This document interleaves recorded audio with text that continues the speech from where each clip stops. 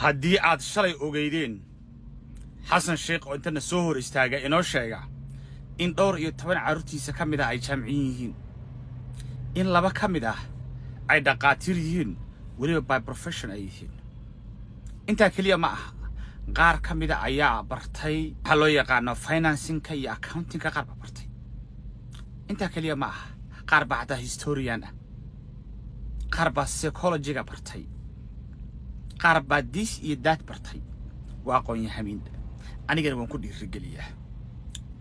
muxuu ku dhiirigeliyaa inay wax bartaan eriga dhiirigelinta iyo xasuusnaado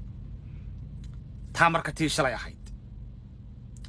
maanta waxaa taagan mid ka daran bal daawada wax yar laakiin aniga inaan guri cariish deganaado iyo guri jangada inaan dhisto iyo guri 3 dabaqa 4 dabaqa inaan dhisto ana ii gaartaa markaysaan wax alla waxaan boobayaa shuqul kuma ay lahan buu taagan yahay islaanta baahan hooyada cariishka ku jirta ee baahan iyo cid i weydiin kartaa mala waxaan dhisanayaa way wax alla waxaan rabaan samaynayaa hadalkaani wuxuu ka yimid marka dadku inay fahmin baa laga yaabaa waxaa taagan inuu xasan sheekh maxamuud doonayo inuu burburiyo iskuul ay carruur dhiganayeen halkaana uu ka dhigto ganacsi ayuu doonayaa arrintaa buu ka dhashay ayuu hadalkan uga jawaabayaa oo inaan dabaq dhistaa iyo inaan filla dhistaa shuqul kuma lidin buu leeyahay bal ila daawada carruurta iskuulkooda ay ka ooyayaan oo la doonayo in la dhisto oo uu jawaabayo bal waxay ila daawada carruurta oo inta ka yeeraysa waxaa dhigtaa iskuul Ilees Academy iskuulkeena beec maaha. We have made the school a better place. We have made the school an area of education. We have provided learning to over 1,000 students. Now I ask the government and the businessmen, if you remove Ilees Academy from this area, where will all these 1,000 macallimiintii iyo maamulayaashii iskuulka ayaa warbaahinta taagan waxay leeyihiin sharciyadii baan haysanaa dalagama burburin karo madaxweyne guryaha loo daayo iskuulka yaan la burburin iskuul buu burburinayaa carruur buu waxbarasho la'aan dirayaa kuwiisana wuu dhiirigelinayaa wuxuu ku dhiirigelinayaa inay dhaqtari noqdaan professional inay lawyer noqdaan inay xagga lowga bartaan dibadda ay jiraan dibadda dalka ma joogaanba hore waxaan u aragnay gabar yar ooyeysa oo dhar iskuul qabta oo gurigeedii la burburiyay maanta maxaan arkaynaa iskuulkii naftirkiisa la burburiyay dad baa leh waa macallin carruurtiisa dibadda u geystay laakiin waan u burburinayaa markaysaan dad baa leh ayaantii uu macallinka ahaan jiray buu carruurtiisa wax baray hadalka akhraad la weydiinayaa waa kee macallinka muqdisho jooga ee dhowr iyo 10 caanug Malaysia iyo Turkey iyo China iyo kan u dirsan kara oo awoodda leh maxaa laga qaataa macallin jaamacadeed xamar yaal aaw hadda xoogaa dhaqaala iskuuladu helayeen xilligii xasan oo barafadkii uu meesha ku yaalay jaamacad lama oran karo barafad bay ahayd markaa uu dhigayay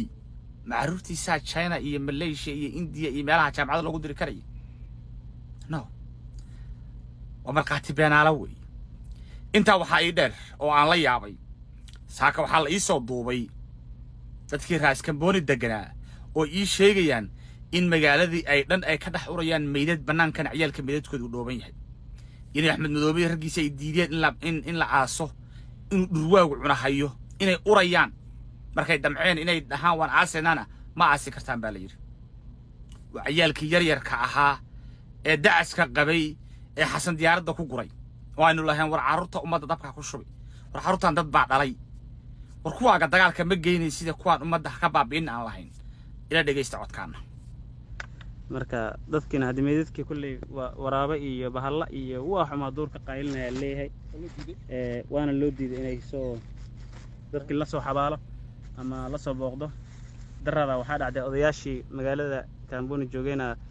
rag ciidanka mas'uuliyiinta ciidan gudatay intay u wacinay waxay dhaheen dadada dhintay dad badan meedad badan dhulka ka batay hadii dadka kaaliya xawaalana ma lihdin macnaha sidee wax u jira wax noocaas ay odayaashii dadkii ugu wacin adee markii dambena waxa la lahay dhaqdhaqaaqa waxa la helay iskuma ogolo meedadkaasna anagu ma farsameynayna marka inay godad u qodeena loo malaynayo hal meel ay ku wala gureen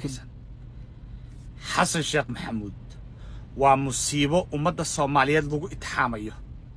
inta aan qabiil ay ku taageerayaan midka inta madaxweyne loogu yeerayo inta dad dhageysanaya ay jiraan inta la difaacayo dhibaatada maanta Soomaaliya ka jirta way ka jiraysaa waana imtixaan oo ilaahay inagu tusayo qoomka aan nahay wey mana jiro qoom aan iyagu isdulaynin oo ilaahay duleeyaa ma jiro